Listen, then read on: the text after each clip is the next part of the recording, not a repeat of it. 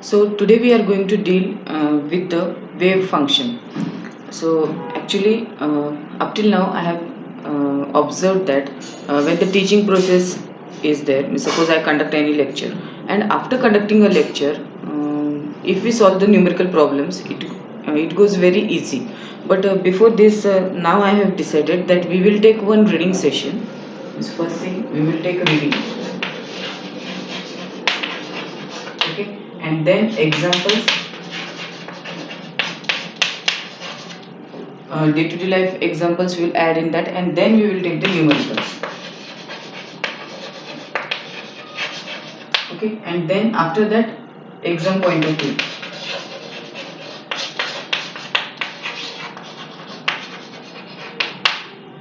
okay. So why we are doing this? Because first thing, in reading, the entire thing is there, means introductory part is there, then the little bit information about the topic is given, and then we go for the article or the topic. And while reading, if you say, it is very tedious job, and in case if the question comes, we can't take any risk on that, okay. Sometimes the question will come on simple things and we are not able to answer it, okay. So I'm not going to take a risk of that. So first thing, we will take one reading session, means what, any syllabus article is there, that we will do one reading session, and then point out, means important points or the highlight we will discuss. And after discussing the highlights, we will go for the numericals, means how to apply that concept while solving the numerical problem. And then exam point of view, means while going for the revision, how you are going to revise those points in a less time, okay. So I have decided to go in this manner because exams are appearing near, and we don't have much time to waste, okay. So let us uh, uh, try to study by this. We will see how the effects are, and if it will become bore or tedious, then we will stop it, okay. But I think that this session will be helpful.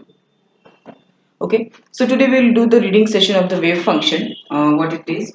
First thing, it is a quantum mechanics. Now, what is the basic difference of quantum mechanics and the classical mechanics? Yes, you have already studied since from your 11th standard that classical mechanics includes the macroscopic world, or the forces and the fields acting at a macroscopic world. And after that, when the classical mechanics fail, uh, in that case, after that, if we move further, then the quantum mechanics come. Now, this is the very simple definition, or the one line or the single line definition of classical mechanics and the quantum mechanics, okay. It means, if one theory is there, okay, suppose one theory is there. Now if I say that this is the classical mechanics, now at that time classical mechanics was only the theory, okay. But after that, after a few years, new scientists come, then what do they do?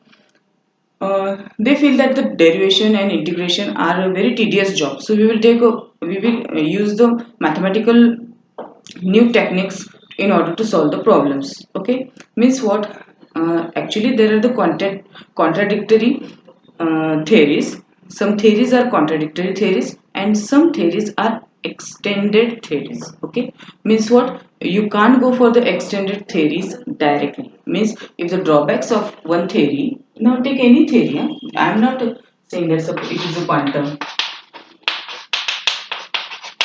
okay.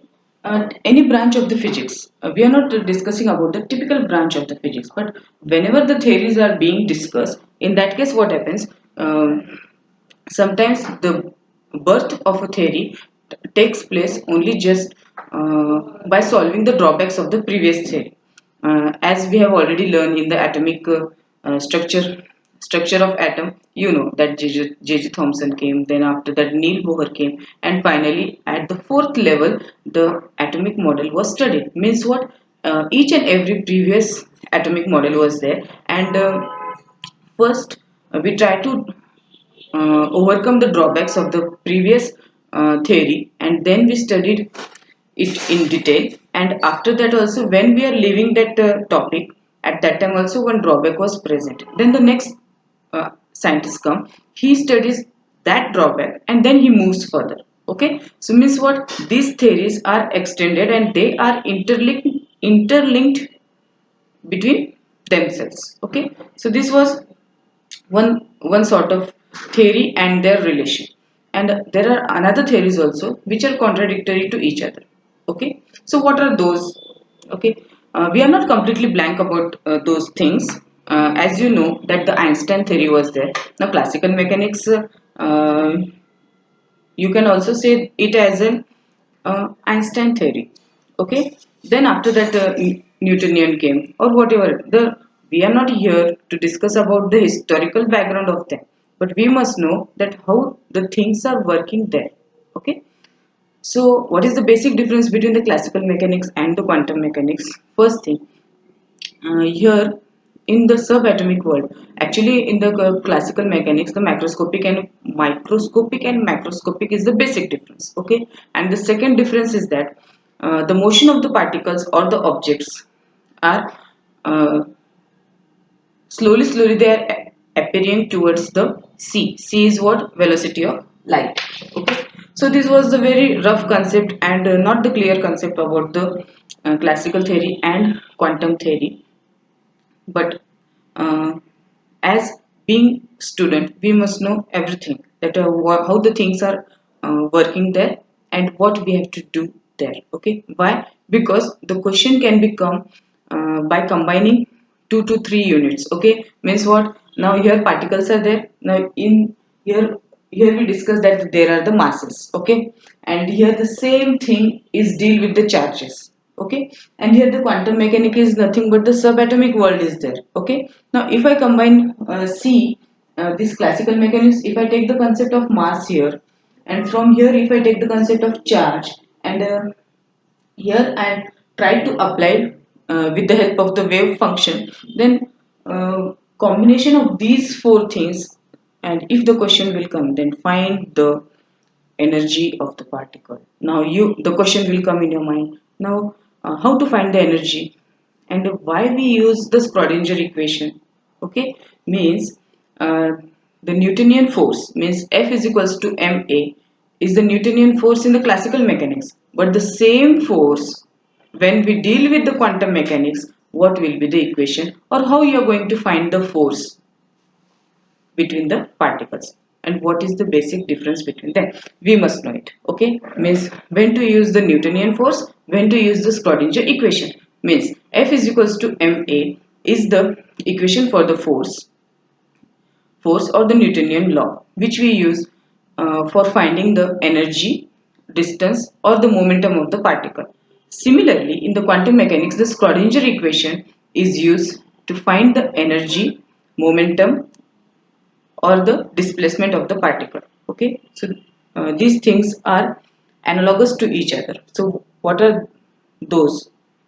As in EMT we have learned that gravitational force and EMT was analogous to each other, but the mass was of one kind and charges were of two kinds. Similarly, the F is equals to ma is the equation for by which with the help of that we find the force, or further if we move with the help of the momentum, you can find the energy also in Newtonian mechanics. But in case of quantum mechanics, Schrodinger equation plays the same role but at the subatomic level. Okay, so when to use which equation, and how to apply the theoretical concept. For that purpose, we were discussing about this. So we'll go for the reading session of the wave function. The name of the article is the wave function, and in that we are dealing with the Schrodinger equation. Okay.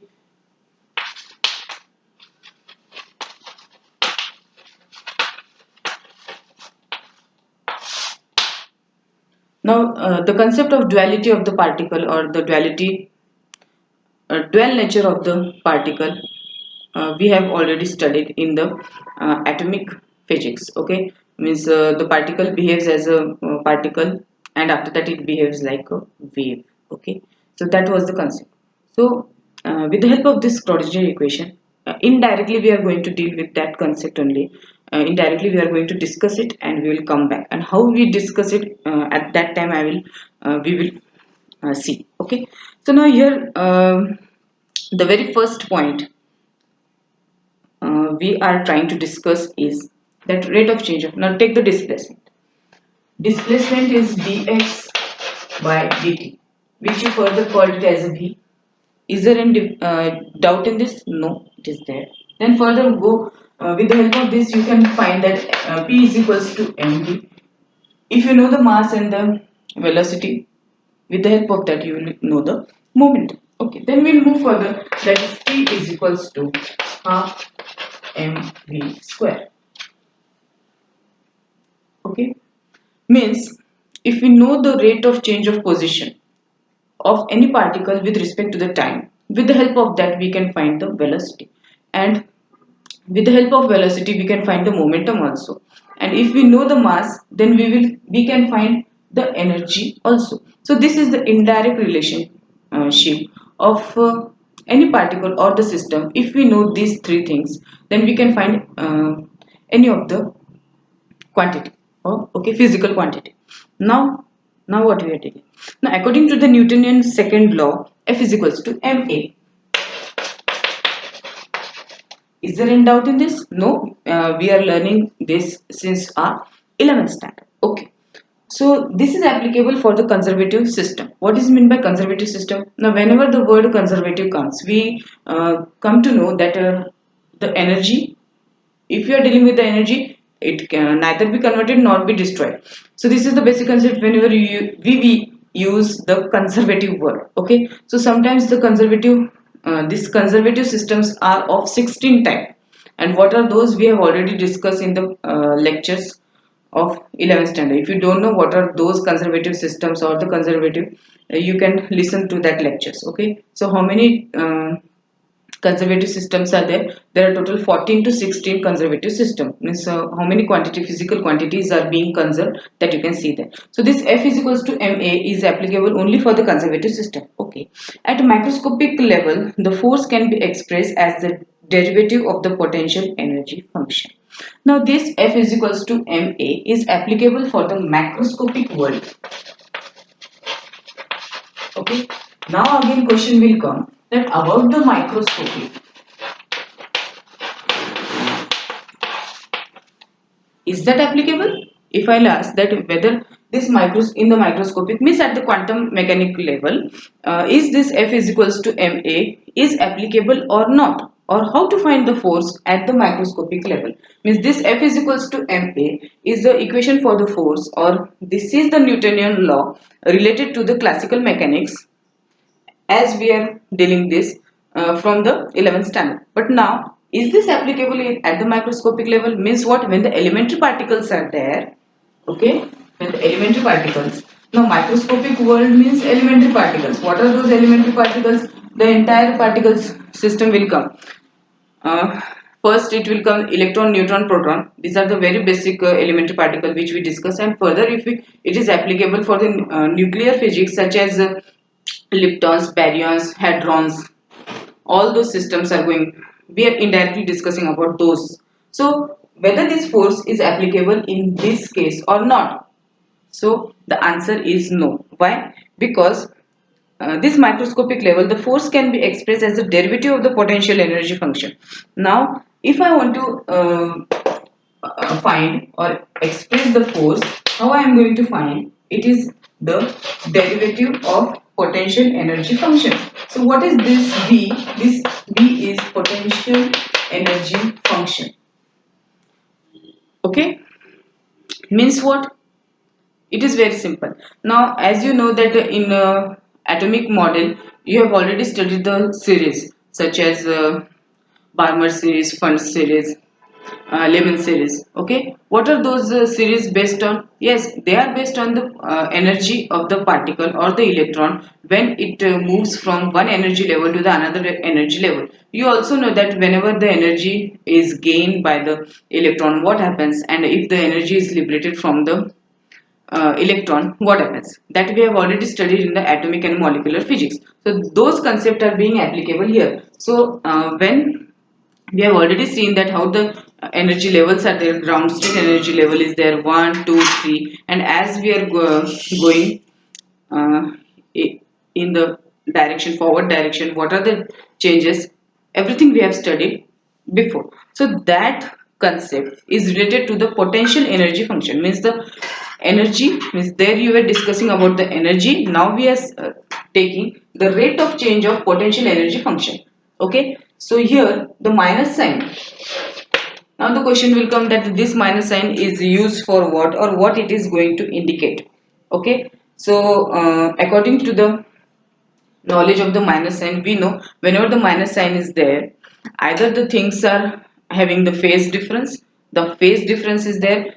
We say this, there is a phase difference in case of electronics. Okay, but here, as we are here in the quantum mechanics, this minus sign, the meaning of this minus sign will be discussed further. Okay, then okay, at the microscopic level, the force can be expressed as the derivative of the potential energy function. So here, in case of the microscopic world, the force is nothing but the derivative of potential energy function. Okay, so what is the basic difference? Now here dx by dt was there, means rate of change of position with respect to time was there, but here rate of change of potential energy function with respect to the position is there. Okay, so means x is there. Okay, this x can further be replaced, or this x is denoted for one dimension, further it will be applicable for the three dimensions also. Okay, but here, just in order to understand it, here we are considering one dimension, and further we'll go for the other directions also, dimensions also. Okay, so if you solve this equation further, what will be the equation, which will be the next step, that will be m d square x by dt square.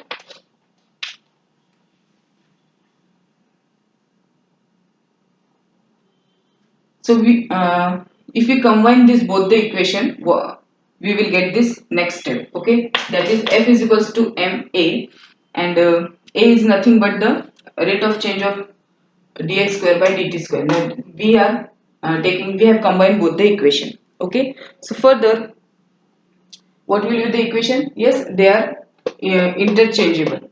Okay, so this equation is applicable at t is equals to 0. Okay, what is the value of the t is substituted here as a 0 and determines the x of t. Now these are the mathematical equation, but if we have asked to draw the diagram, then what you are going to draw here? So for that we will consider one particle which is having the mass. Okay, so this is the coordinate system. Yes, now here if we consider the mass, this is the mass. Okay, this mass is subjected to move along the x-axis. Okay, means what, we have constrained this mass to move along the x direction. We are not allowing this mass to move in any direction. And here, this is the particle. We are considering this particle, and this m stands for mass. This is the x-axis. Okay, and which is subjected to the force, that is Fx comma t. Okay, so now here in quantum mechanics approaches this same problem quite differently. Now what is here?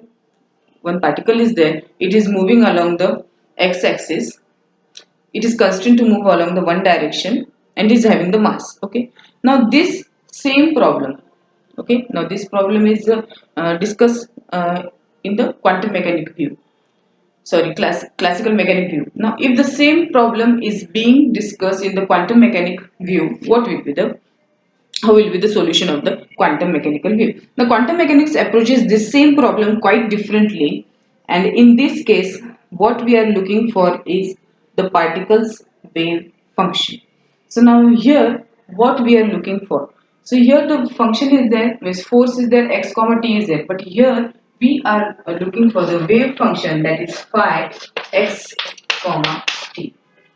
Okay, so we are looking for the phi. So when we are going to take the capital phi or small phi, the condition is there, but here we have written the capital phi. Okay, small phi is not written here, and we get it by solving the Schrodinger equation.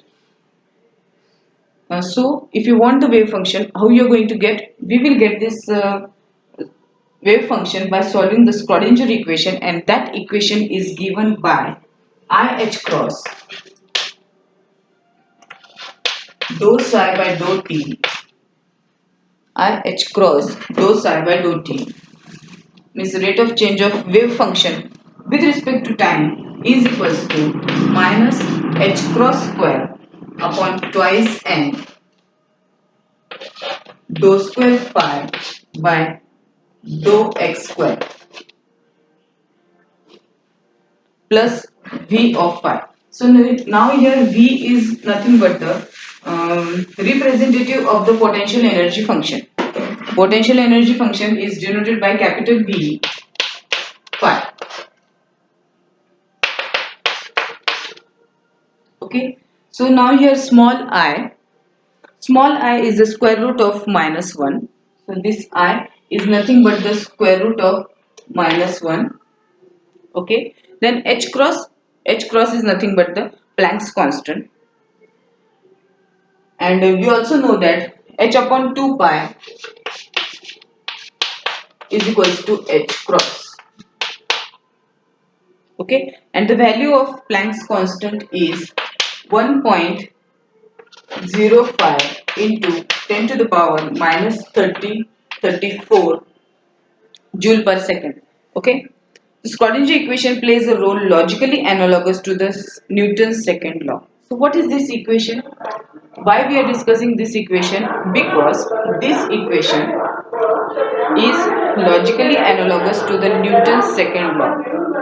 Okay, so initial condition for this equation is, what is the initial condition for this equation?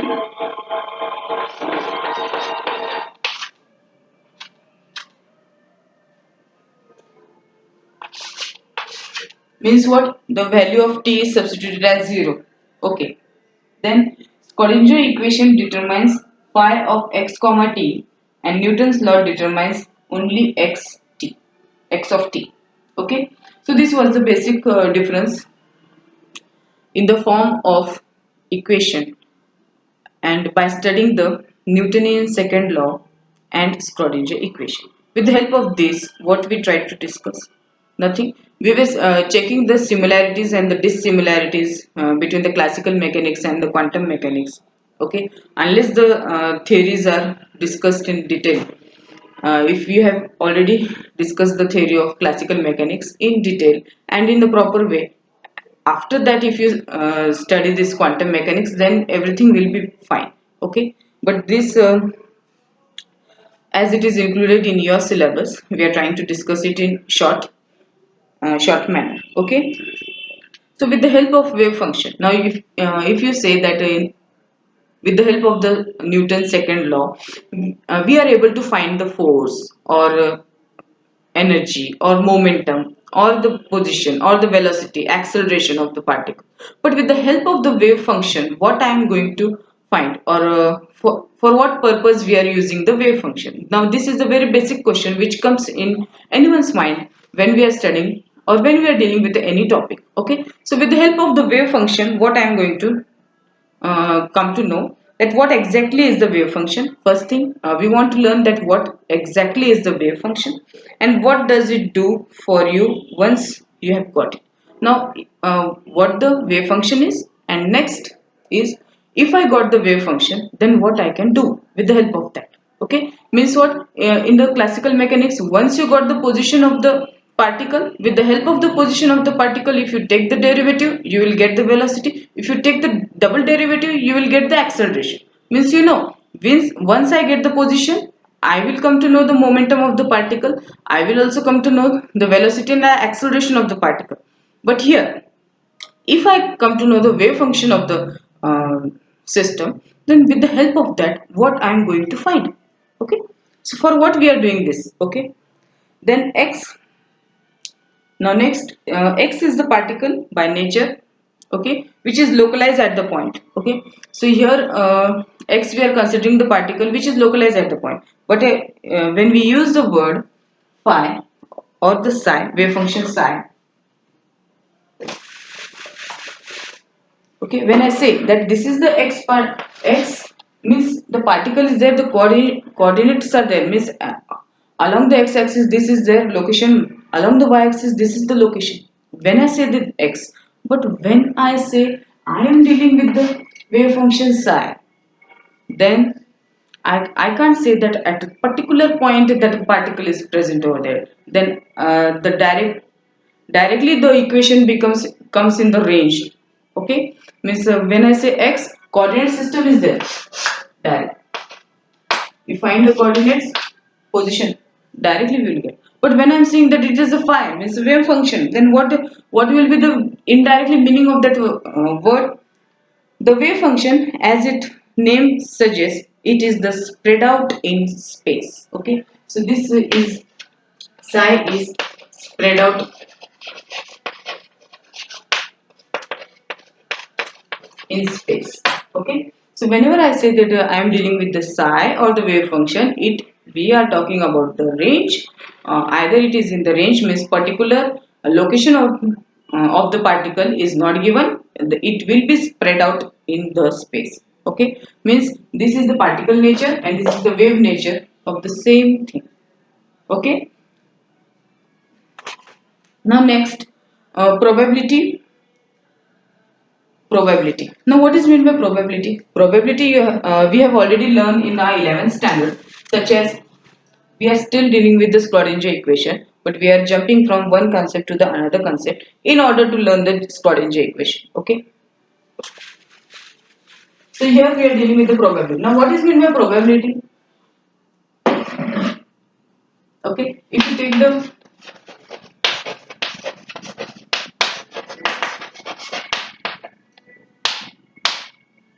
okay. Now, if I say that this is the particle, okay. In classical mechanics, we'll say along the x-axis it is at this direction, along the y-axis, and the t at this time it was there. But here, when I say that it is spread out in the space, then the probability came. Okay, as the if the perfection is not there, if I say that a location is not given to you, then the probability. Now you will say either the particle is present in the first half of the box or second half of the box or at the middle of the box.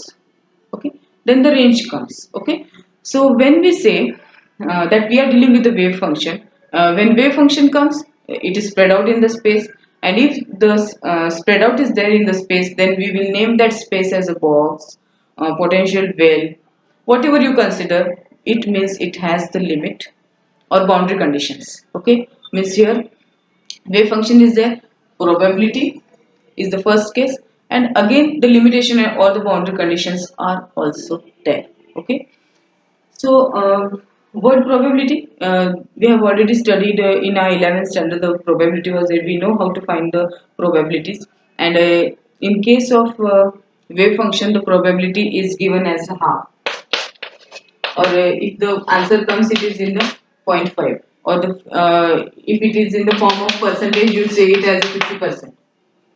Okay, yeah, so how you denote this probability? It is mod of phi psi of t mod square.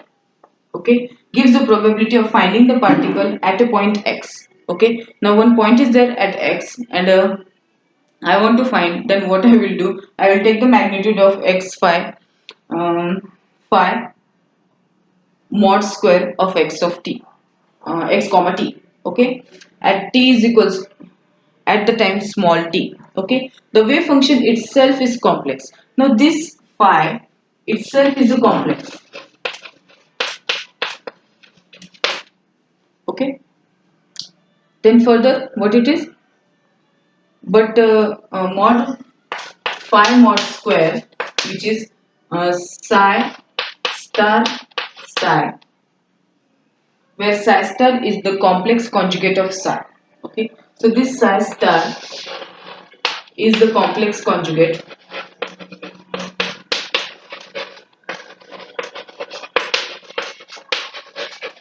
of psi.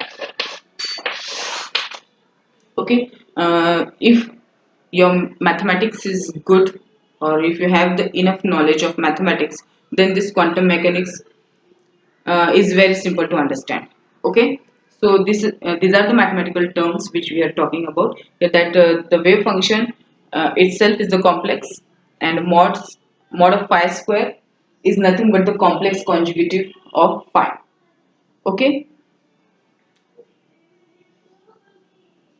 so this phi is real and non-negative as the probability. Okay, so how you will write the equation for this? Now today we will deal with so much only, then we will move further tomorrow, because as quantum mechanics, it is very easy to understand and it is very easy to forget also. Okay,